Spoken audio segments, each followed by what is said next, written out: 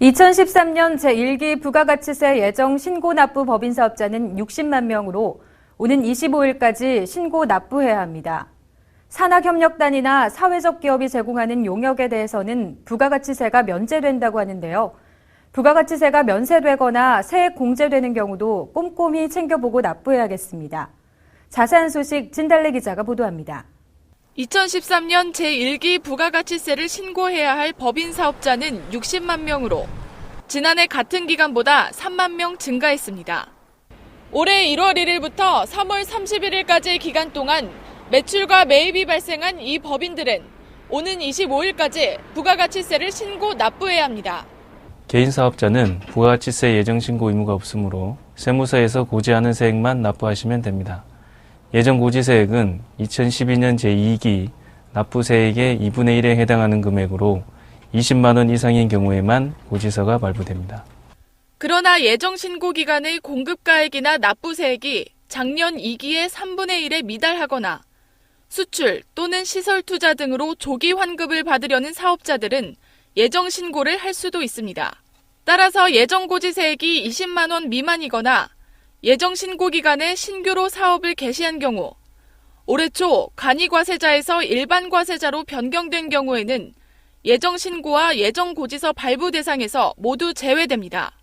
한편 국세청은 납세자들이 신고에 불편함이 없도록 다양한 신고 편의를 제공하고 있습니다.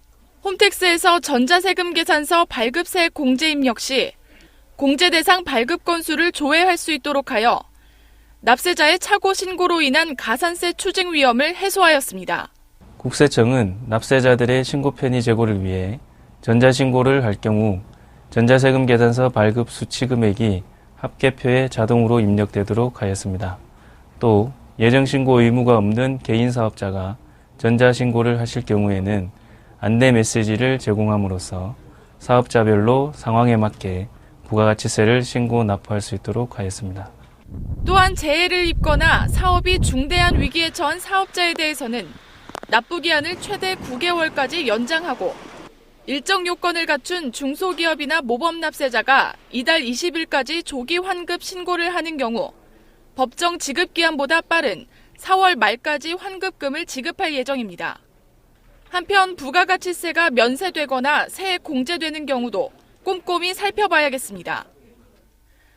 먼저 중소제조업을 영위하는 사업자가 농축수산물을 원재료로 하여 공급하는 상품이나 서비스가 과세되는 경우 면세 농산물 등 가액의 104분의 4를 곱한 금액을 매출세액에서 공제합니다. 또한 대학이 설립한 산학협력단이 제공하는 교육용역, 사회적 기업이 제공하는 간병과 교육용역, 유방암 수술에 따른 유방재건술에 대해 부가가치세가 면제됩니다. 한편 국세청은 불성실 신고를 한 경우 사후검증과 세무조사 등을 통해 반드시 추징되고 높은 징벌적 가산세 부담으로 결국 더 큰 경제적 불이익을 받게 될 것이라고 밝혔습니다. 올해도 자율적인 성실 신고는 최대한 지원하면서도 신고 내용에 대한 사후검증은 정밀하게 실시할 예정입니다. 특히 올해부터 전자세금 계산서 조기경보 시스템을 고도화해서 자료상이나 부당환급 혐의 등에 대해서 신속하게 대응하고 거래질서 문란 행위에 대해서는 조세범 처벌법에 따라 엄정하게 조치할 예정입니다. 홈택스 전자신고는 6시부터 자정까지, 전자납부는 7시부터 저녁 10시까지 가능하며 1,000만 원 한도 내에서는 신용카드 납부도 가능합니다. 국세매거진 진달래입니다.